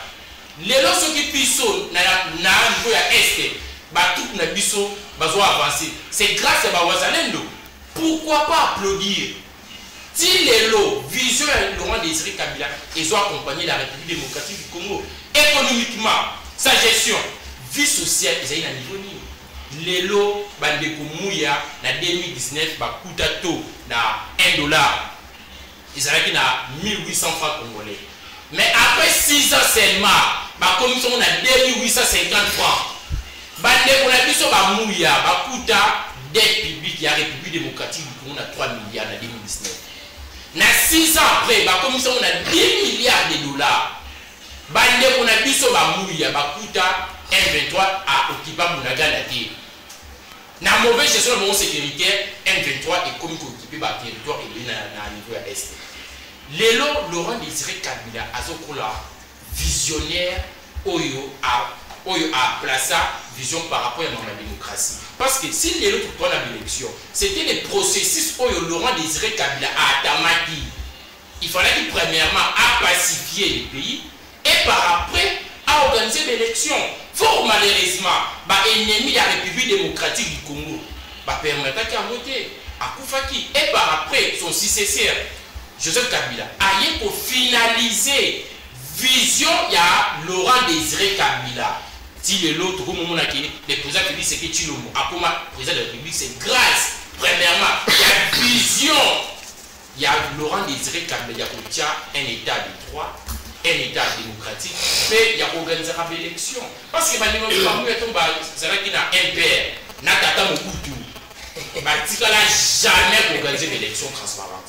Batikala jamais pour la démocratie, la République démocratique du Congo. Papa qui sait qu'il n'a pas Mobutu. Batikala jamais pour la démocratie, la République démocratique du Congo. Non, en 1980, Tobimaki. Pourquoi? Parce que le peuple congolais, il faut dire une chose. L'IDPS, il t'a papa Mobutu parce que pour réclamer le poste à niveau de la présidence de l'Assemblée nationale.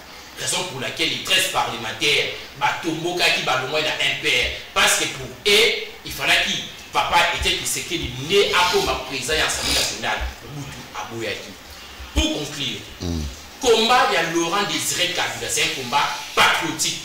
Raison pour laquelle Tilelo, son slogan n'est jamais trahi la République démocratique du Congo et comme slogan, il y a pas forces armées congolaises. Bref, qui porteur, il y a vision patriotique. Merci beaucoup. Gaston Piana, gestion à Moussé était basée sur l'homme. Combat à Moussé, c'est un combat patriotique d'excite Kilo Shoya ensemble pour la République. On est que Kilo Shoya no kubumisa. On est n'enga ko séché net mutaki mambango wa kugate. On va me dire que Zulu. On va dire que on doit faire 5 minutes, mais ça la 2 minutes avant que 5 minutes. Donc ça va éviter que 5 minutes. Bref et précis. Et précis. Ah, ça bref et précis. Bon. Ça Lewandowski. Ça peut de ceux qui comme le signe avant je regrette. Bon, de retour dans le monde nous sommes dans l'attaque au perdre le peuple ba cause munga ma peuple a éjaculé matière. Après ça bango mayo etalimboka. Ndeko na ngai waza en face na ngai bien namoni ndeko na ngai panzo waza na posa Jésus Noël Shekayo Kaye. Vous savez personnellement na tikala ko beke na mboka na biso tokoki kozwa bilenge oyo bazana lolenge mususu ya komona la politique, c'est-à-dire ba bilenge moko honnête, crédible, rectitude. Mais ce qui a lobby a réalisé. Non, ce n'est pas toi. Là, je parle de Jésus Noël, le chèque au domaine là. Mais tu me dirais, sois un peu discipliné. Mais sois un peu discipliné, mon frère. Oh là là. Au moins, je suis un homme sûr. Je ne sais pas si je suis un homme sûr. Mutu oyo aza communicateur à M23. Non. Ouais, c'est en face. Non, pas d'accord. Je l'ai prouvé. Mais je l'ai prouvé. Là, je vous coupe directement. Les affirmations que vous remarquez dans Koulou, c'est l'émission tellement suivi. Mais ça, elle a prouvé tel de ressources. Mais je me l'argumentaire, mais je t'ai parlé. Non. Ok, je retire parce que c'est un frère. Mais ma propos, là, il m'a attrapé. Oh, voilà. Toké, il est moi. Alors, non. C'est-à-dire, pour la tant au musée a nommé Kabarebe général, oui, chef d'état-major, et pas la personne général, Bazalaki, tout le monde pire, c'est une insulte, mes frères. C'est une insulte. Mais, oh comment oh, yo match à coach, tu as kilote, mon frère.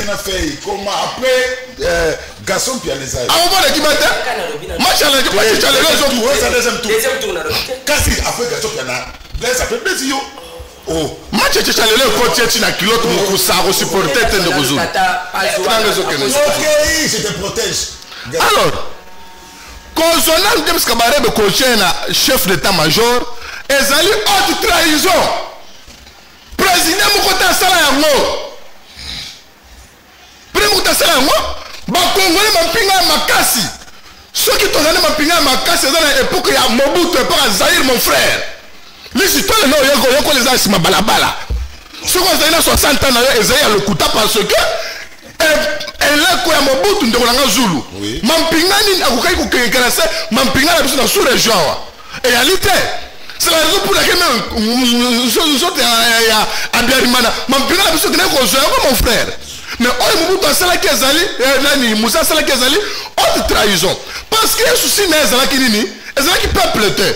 Si nous avons kozwa bokonzi na ndenge ya mabe na ndenge ya makila tango azoloba on le sala na kimia et tout makasi mboka na biso ezui c'est après accord démoniaque et accord de l'emère à mon aimable frère ami un faux historien et tout mamune ndeko Zulu yo na kuluku na biso on mboka na biso ezui. Donc c'est juste après, à cause de l'emère, oh, yeah, monsieur le roi de Kabila a signé un article, on a quelque chose comme ça, à Korwana, à ABC Batouala, n'a ceux qui n'a pas repéré Sabine, n'a concédé plus de 300 km à Mabélé, n'a repéré Sabine. Ça c'est musée, monsieur. Mais c'est la haute trahison. Mais mon toit côté comme moi, comment ça comme ça, slogan mon creux, slogan mon fin, était, n'a jamais trahi le Congo.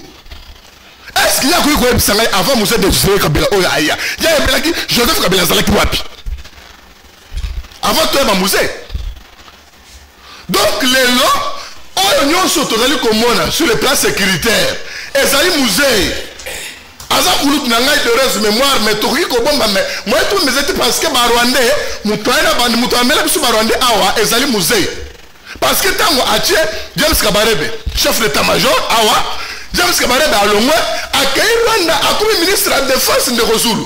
Imaginez un peu, sur les plaies à Bitumba, beaucoup de bateaux en Dengeni. Maintenant, nous avons un ministre du pays, Félix Antoine Tshisekedi Tshilombo, qui se bat jour et nuit.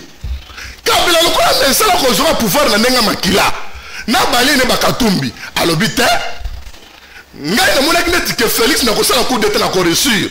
Mais na tie bakala na politique simbité. Na meki ko boma Félix simbité. Tikana songa na la Zamba.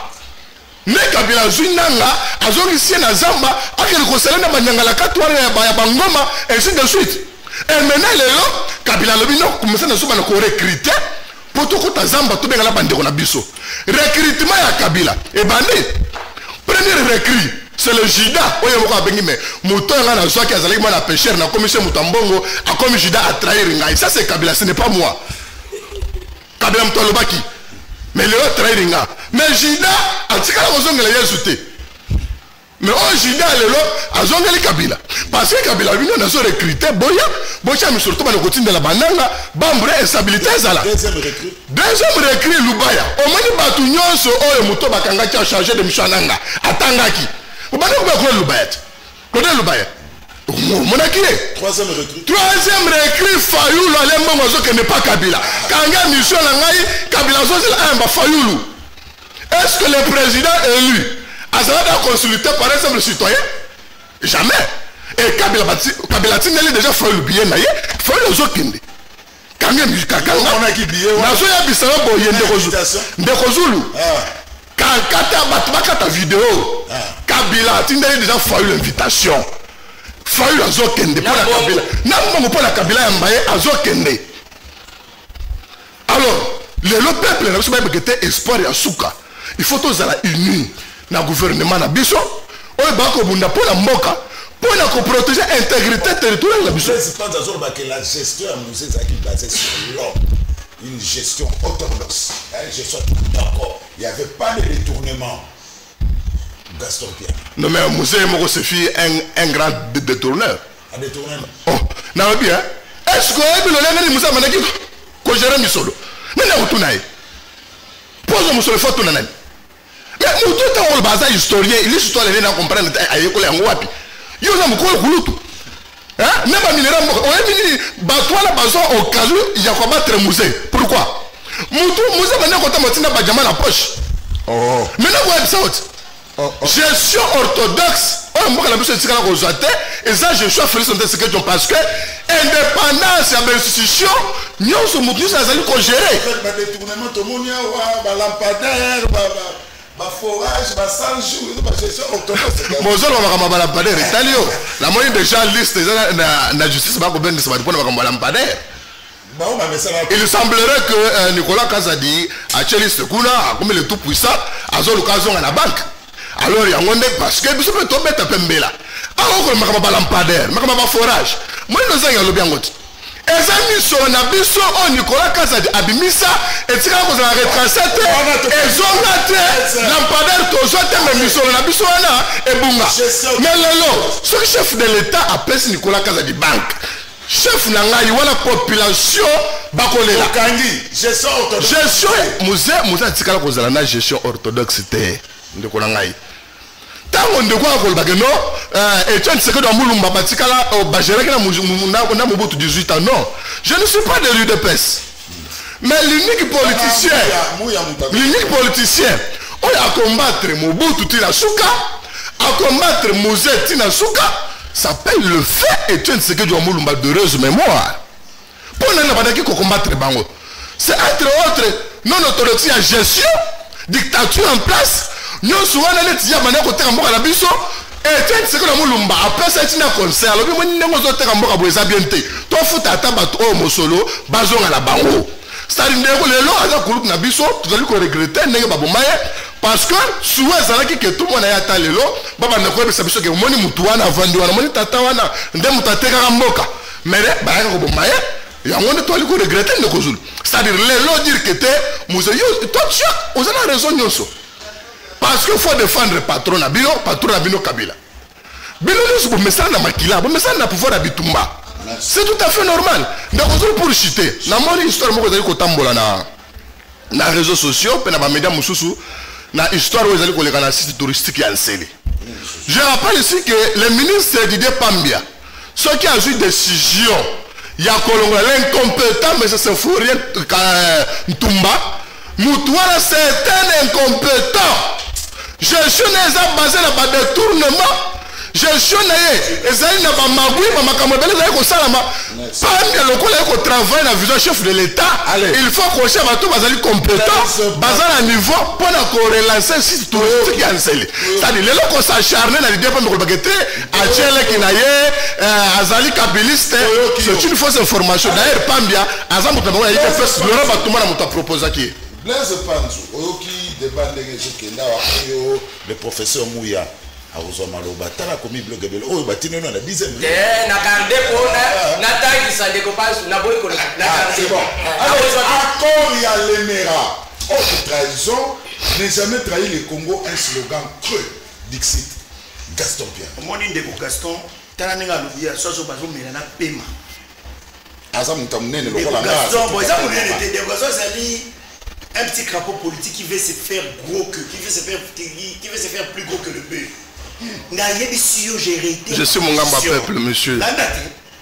Bino boza ba politicien ba Jésus Noël Tcheki. ngobila non loba que ça chèque mais on le met chèque mingi pour les canaux yomoko biso toza ba politicien ba professeur yao toza ba politicien ba professeur Marc Mulumba toza ba politicien ba papa Janon Bemba papa Janon Bemba Saolona papa Janon théâtre un homme d'affaires qui avait des sociétés à avion ba conseil ba Sentel ba Sibé Zaï. Donc, Bino, c'est tout à fait normal pour qu'il y ait un mouille à Noël, Augustin Kabouya.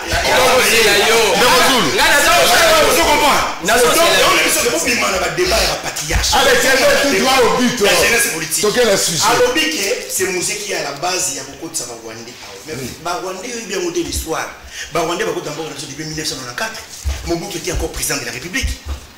Communauté internationale, c'est sous la pression de la communauté internationale, aux frontières. C'est par là que les Rwandais sont entrés dans notre pays. Pour que zonga un problème tilelo. Vous comprenez? Abengi Moïse Katumbi Chida. Mouya. Ngate Kabila. Yo. Il y a une indication. Yo confirmer que Chida. Tu répété Kabila, oui. Donc vous, Union Sacrée, ça y est, ça y est. Quand Moïse Katumbi est avec vous à Genval, Moïse Katumbi est avec vous à Ibiza, il finance les déplacements. Tout ça, ce qui est le roi de Moïse Katumbi, papa, c'est qu'il y a même mouli monnaie pour le bailler. Parce que Joseph Kabila, papa, c'est qu'il y a Yamba. Parce que celui-ci, il a la vérité dans sa bouche, c'était Moïse Katumbi. Ce qu'il a aussi, il est précédé. S'il y a un dernier homme politique congolais, au papa, c'est qu'il y a Yamba officiellement. L'image est salie. Tina Poto, c'est Moïse Katumbi. Les lots, donc, Bino, il est précis, vous êtes des grands dictateurs. Donc, bien sûr, vous avez Moïse Katumbi, vous êtes dans Genève. Vous avez Moïse Katumbi, ça c'est. Ce qui est Moïse Katumbi, c'est Joseph Kabila, Moïse Katumbi, c'est Chida. Bien sûr, vous avez Bakamé, Union Sacrée, il y a un problème. Ce qu'il faut faire, c'est que Kabila, il faut faire comme M23. Et puis Gaston, il faut atténuer mon propos. Même le président Félix. Non, moi je m'assume. Moi, quand je parle, je m'assume. Je ne suis pas un peu moi. Même le président Félix Tshisekedi Tshilombo a dit que ceux qui sont dans le bateau, on blaise pas, ils n'ont pas monté manaï. Et ça va Rwandais. Ils ont peut-être sur le Rwandais dans sentiment. Moi, les Rwandais ont assassiné mon idole. Bino ba idole, bino ça va Jésus Noël tchèque, beaucoup de gens, ça va. Il faut mettre la main à jeunesse, et remettre la main à Bisso. Non, mais ça, César, mais moi, pas chèque. Je soutiens les hommes qui sont partis. Ben là, César, mais moi, pas chèque. Pour eux, idole, là, je Noël, chèque, je vois. On les est fort. À quel moment ça Bino, c'est vous qui détruisez la jeunesse congolaise. Parce qu'à cause de vos sentiments fugitifs, vous avez un monde qui est koufa. Mais il y a beaucoup. Moutation a préféré un idole des animaux musées de Rwanda. Et c'est ce qui est de Moulumba. Bon, c'est un bon. Quel est le meilleur politique? Le meilleur politique. Oh, bah ça vivant. Martin Fayou. Donc, la change à monter. Continue. Papa, Martin Fayou, c'est le meilleur. C'est le meilleur. Si c'est comme ça, on peut se malobati. Parce que Aboya Mbongo, la Union Sacrée. J'ai choisi les gens. Mais l'élection a gagné.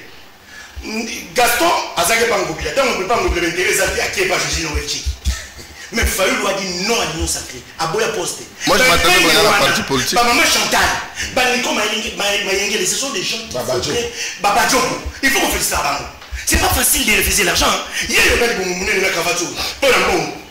Mais il faut les respecter. Allez, nous sommes Laurent de Ségué Kabila, je sais par là, tant qu'elle n'est pas mouilla. Dans le musée, Gaston Alobi Awak.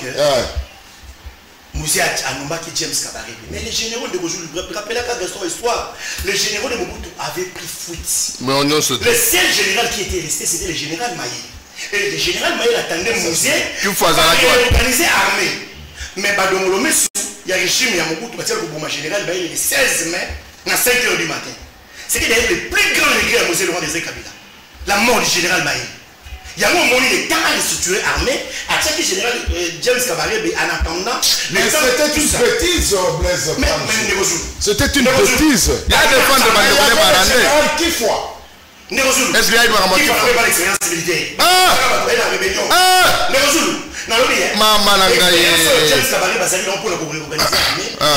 Mais c'était rwandais. Parce que James à l'époque même. Ah, comme je commence à défense à Rwanda. Je ne soutiens pas. Même pendant Rwanda, James Azali déjà général. Il avait l'expérience. Au moment de Rwanda. Alors, accord de l'émir. Vous avez copié au service. Natika politique lelo. Haute trahison. Vous avez une copie ou un lelo. Comment ça? On a copie au musée Laurent Désiré Kabila signa 300 km après ça va Rwandais. Non, moi je te les donne. Je continue avec toi. Moi je te les donne. Je continue avec toi. Si c'était vrai que musée la Kaka va passer par 300 km. Joseph Kabila fait la continuité des musées. Pourquoi le Rwandais Tilelo, même pas par une déclaration, Barbatek et Toyo Kanaka musée fait 300 km, Joseph Kabila fait ça. Je te réponds. Natuli.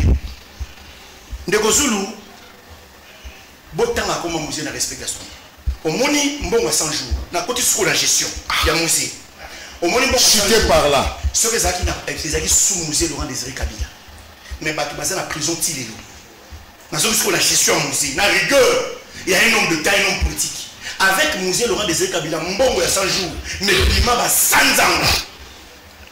Avec musée Laurent Désiré Kabila, Ramelingue Zalati. Avec musée Laurent Désiré Kabila, Chile Gelou et Nezalati. Avec musée Laurent Désiré Kabila, quand il est clair, il ne dit pas mal, mais Makanga Kadima.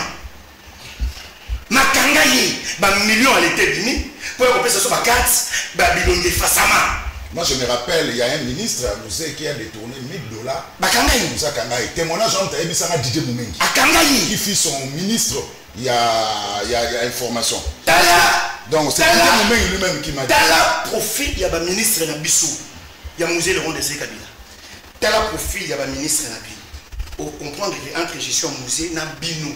Il n'y a pas matière, il n'y a pas photo. Pour preuve, chez nous, quand musée nommait le ministre, il n'y avait pas de poudre. Il n'y avait pas la fête. Les ministres étaient conscients que j'ai un défi majeur à relever. Bien ne pas la Lilo, ce va nommer ministre poudré.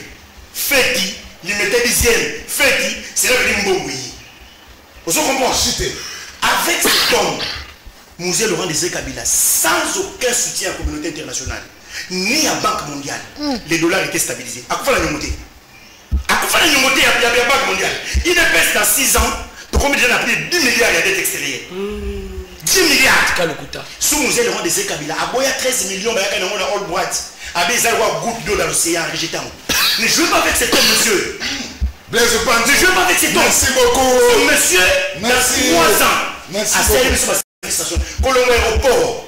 Si Colombo ville, aéroport TV, c'était propre. Moi, il y a aussi dans le monde. Moi, je suis Kabila Zala qui va plus avant Moussa. Kabila Zala qui va plus avant Moussa. C'est important de résoudre. Le Oyo, Colombo aéroport TV. Mon répondre était Kabila Zala qui va plus avant Moussa. Ngana za musée c'est ngana kabiliste. Ah omoni? Ngana za muséiste. C'est omoni mais ozo boye pour ni que musée infiltra kibiso. Ngari mais aya autour de makambo. Moi c'est que je sache. On va connaître Koulouss monsieur. Joseph Kabila. Je vis moi dans mes propres yeux un jeune homme de 29 ans. Yo le qui venait valer le so ba peso tâche Joseph Kabila au Kokamote. Même même Jésus Noël check à Kokamote. Et je sais qu'on a je reconnais. Un ministre provincial habitué. Au Qatar président de la République. Monsieur. Monsieur. Quand tu dis que je te parle d'un monsieur constant, un monsieur compétent, un monsieur rectitude qui incarne beaucoup de valeurs, non, tu dois avoir beaucoup de respect quand tu parles de chèque. Non, Néozulu, quand on a un chèque, on parle beaucoup de dignité, monsieur. Si Joseph Kabila pour l'acheter, oui, je vis un brave monsieur à l'âge de 29 ans. Oui. A vu un pays émietté. Mais avant Moussa, il était où? Monsieur, un pays. Il y a qu'au Panzani. De Rozoul. Mais émission pédagogique, oui. C'est jeune monsieur. Sous n'est pas c'est ma toko baba congolais que jeune à 29 ans, ça qui va de Rozoul. Il y a une proclamation parce que on oublie pas. OK. De Rozoul là, il savait que jeune à 29 ans, à Outa qui va de Rozoul. C'est jeune monsieur de 29 ans a unifié. Qui était venu d'où, monsieur? Unifié pays, à tout pays dans la guerre, Jean-Pierre Bembazan et nous ça crase à témoin. Ce que dans la question sur Outa, banana ko tuna Jean-Pierre Bembazan et nous. Yo mo défendre. Jean-Pierre Bembazan mouton di magasin la président de la République na yo. Yo c'est la vice-président na yé 1+4 à Outa Kawa. Tout la question pas Jean-Pierre Bembazan ko tuna ngai. Cité, patient. C'est important pour l'anglais que j'ai retenu. Je n'ai pas un un jeune de 29 ans. Les lots, la partie politique au Nyons. Mouta 29 ans pour relever des défis au moins à relever à Zate. Dans l'âge à 29 ans, il a trouvé un pays divisé par des guerres, tout ça. Allez, nous sommes. Son père est tenu pour conclure. Mon père est tenu pour conclure. président c'est Kabila c'est à réunir le pays, à organiser des élections, à faire une passation civilisée du pouvoir. Il est parti tête haute. Un homme intégré, un homme administratif, un homme politique à respecter. Mouzé Laurent Désiré Kabila, c'est l'ami du peuple congolais. Oui. De tous les présidents que j'ai vus dans mes yeux comme ça, ils ont un président où il y a un peuple qui a miné le Congo. Et puis je lance un défi. Président de la République, Mouzé, Joseph Kasavubu. Et comme programmation na matanga au lieu de président de la République de Malambo au peuple alingaki na matanga même yo ndeko zulu ba ba mo fait valeur à mo ba matanga au moins c'est gain paix à son âme au moins c'est gain talande batu nyonso ba lisi non mukolo ba kolela valeur à mo ba mo matanga jour président de la République moko ya mboka oya kokufaka ba leli koleka Mouzé koleka Etienne c'était du Mulumba azai président qui azai homme politique mais ba lelai collègue Joseph Kassavou, 3 ans dans la tangi. Le monde est le premier ministre, il y a ceux qui sont président autour de la banque, autour de la banque. L'équipe politique. Ceux qui politique. Merci. Je vous remercie. Mouya, bon, Mouya dérangé au thé. Mouya Oyoki, Mouzé, c'est le meilleur président d'Ixit, Blaise Panzo. Ndegozul. Professeur. Ndego pas. Tikaye. Ce qui est comme un président,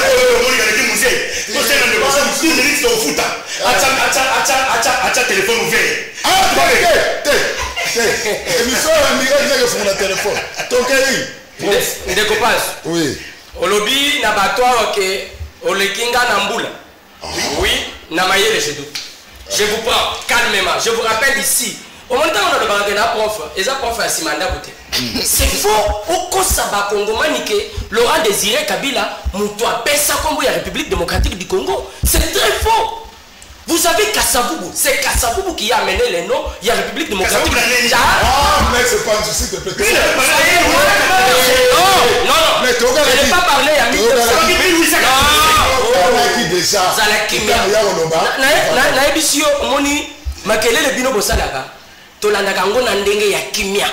je vous rappelle que c'est très sûr que Bamboula, j'accepte, mais Namayele, je refuse catégoriquement. Je vous donne des éléments clairs.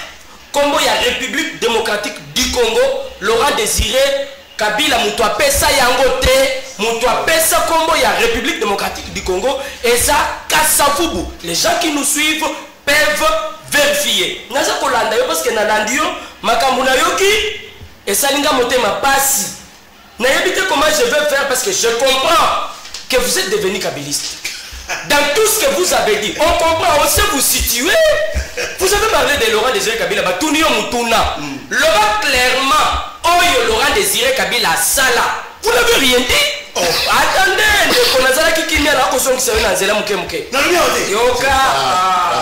Ils sont beaucoup de vivre changement sur les règles de qui. Moi, la 29 à Otago.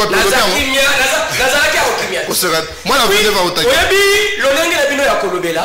Et ça la une façon ya ko réduire certains jeunes intelligents qui avancent. Na babilo comme ko isangatine. Papi mo attendez. C'est la kimia. Asifika ngana le papeti. Aussi on a papi mouya na photo liboso biro ya moto. Les gambo yo lo que non, papi mouya kende ko zo sos moi. Je te rappelle que j'ai donné c'est pas ça. Je te rappelle que toutes les mamans veuves, les papas qui ont accompagné Etienne Tshisekedi wa Mulumba, bazalaki bien servi par Papi Mouya. Je ne dépends de personne. Je défends Félix Antoine Tshilombo Tshisekedi parce que Azanali c'est Moko Congo na biso et zonga na. Merci Mike Amoka ndeko tiki photo ya musée. Na zongi na zela. Zonga na nzela parce que isa salon on se patiente déjà. Ba leader yo société a. Ba leader yo so to longola papa Jean Mbemba. Azalaki na ya makambo politique c'est une réalité. Chaye mopazi. Longola Etienne Tshisekedi wa Mulumba. Qui a l'idée oya pesa jeunesse na ye nyoso. Poto comme place toza. Ba leader nyoso cité tous ces grands hommes politiques, qu'est-ce qu'ils ont fait à Mbokanayo? Répondez à la question. Qu'est-ce qu'ils ont fait de la... Nous sommes en train de nous battre pour président Félix a renouvelé classe politique. Pourquoi? C'est parce que tous ces mouboutistes ont tué le pays. Il ne peut pas venir ici citer le nom des gens qui n'ont rien fait. Ceux qui ont l'ongolimi balewa dans la cité, baronio sur batikali, même dans leur province d'origine, batonga ta toilette, mon côté. Batonga un côté. Attendez, c'est ces gens. C'est ces gens où il y a pour là. Diallo. Non, mais si vous voulez qu'on puisse vous appeler, attendez. Fayoulou Aza meilleur. Fayoulou Aza meilleur politique. Je te rappelle que Fayoulou Aza déjà habillé. N'a enveloppe avec une correction de Kabila. C'est la kimia. Kabila Aza déjà habillé. N'a enveloppe. On l'a dit penge. On l'a dit discours. Martin Fayoulou Aza congolais. Après, il y a un batunyo, soyo, bazana version mboka est avancée. Donc il faut te rappeler que mboka na biso, s'il y a quelqu'un, et ça na mutu oyo moko, azana kasi ya polité, mboka na biso, c'est Félix Antoine Tshilombo Tshisekedi. Ça vous a que le Belalikambo ya Bitumba. C'est vrai. Tu sais que le président ça fait combien d'états? Merci beaucoup. Ça fait 6 ans. Ça la calcule ya Mboula na yo. On l'a vu qu'on a Mboula belé oui. L'Angola 6 ans. Qu'est-ce que vous avez fait des restes des années? Merci beaucoup. Allez, on va lire le message. Qu'est-ce que vous avez fait de... Merci beaucoup. On va lire le message. L'unique Moutazu, minute Mouké, c'est moi. Pourquoi? Tu as dit l'essentiel. Tu as dit l'essentiel. Il fallait quand même partager. Il y a qui matin après moi? Dans la papier, je t'accorde 2 minutes conclusion. Naza ko rappeler na bakongomani nyonso. Boyebake mboka na biso soki eza na congolais moko oyo aza déterminé ya kozongisa yango na nzela, c'est Félix Antoine Tshilombo Tshisekedi. Pourquoi na lobi yango? Botala likambo etali M23. Pourquoi ti mukolo ya lelo Félix Tshisekedi azali koboya kosolo na M23? Parce que soki Tshisekedi andimi kosolo na M23, Gagame na bakwase na biso mususu tokozonga na mesa poto solo. Mais soki Tshisekedi azala kati ya koboya kosolo na M23, c'est parce que alingi te intérêt de la République démocratique du Congo et ça l'a gaspillé, volé par les Nyangalakata qui n'ont rien à voir avec la République démocratique du Congo. Nous avons tous intérêt à soutenir la lutte, la détermination. Il y a Félix Antoine Tshilombo Tshisekedi. Totika kolanda ba communicateur, il y a AFC, il y a Kabila Oyo. Batu Oyo bazana lutte moko. Mboka na biso ekende. Or les loso qui Congo ekei. Tokoloba opposition te, tokoloba la majorité te. Et l'unique chose tchaka biso ensemble et la République démocratique du Congo, il est temps d'accompagner Félix Antoine Tshisekedi Tshilombo. On a yebisié bandima baboya biso tolobi Tshisekedi akokende nano te kaka mazana nti tokokwa isa kaka me tokai Burundi bavanze nyonso wana tokwa isi bango ndeto kufana lolenge nini mutu nini. Merci professeur Mouya. Merci Ndekosu. On a respecté dans la boy. Ok, les malam.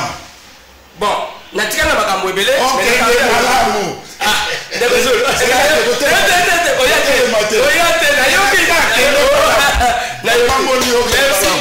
Merci beaucoup. Boyeba yango que malheur peut bitumba ya RDC banata musée na ba allié na ye ya libération. Soki musée tembele dictature ya Mobutu elinga ikosila te. Toyeba ke kosala libération ya mboka ezana ba risque ebele pe ba ebisa biso papa Etienne akendaka Rwanda kosala nini na ebité ezanga te bwana mutakomi. Na tango ya Kabila le père musée ezalaki na bokeseni na ba présent mususu pour na tango ya musée ezalaki discipline ordre pas de vol pe ezalaki le Congo d'abord. Pasteur Valère depuis Brazzaville.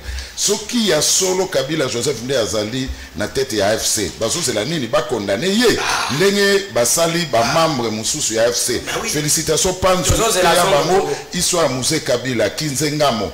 Ezala armée ya musée to ya Joseph mon côté kokani na oyo Joseph Mobutu asala. Alors pona Gaston Piana ba jeune bakota armée pe kaka na politique yango wana to komi na ba infiltré belé na armée na biso eza pasi mais chaque mai ezala créé depuis 1960 kasi musée te ba yango pe ba histoire. Voilà, tu es l'histoire ya musée bien bandeko ya ino sake batika ko balola histoire na ba avantage na bango surtout oyo ya prof Mouya soki apesaka coup c'est que bana bakozala na eloko te na mutu bakozala na eloko. Merci professeur Mouya. Ok, malam. Merci de vous. Merci Gaston Piana, merci. Merci. Merci. Il y a une animation, j'ai débordé déjà. Merci. Mais Pierre a 30 secondes. Merci. Sombele Souka Bissanga, Borodo Souka Bimwele, amis téléspectateurs, voici le 11 meilleur joueur à Liga pendant 3 minutes. Après ça, Issa Salongo Kin Matin. Maïka Mwaka, le 11 meilleur joueur à Liga, il y a le 2024. Tout est calme.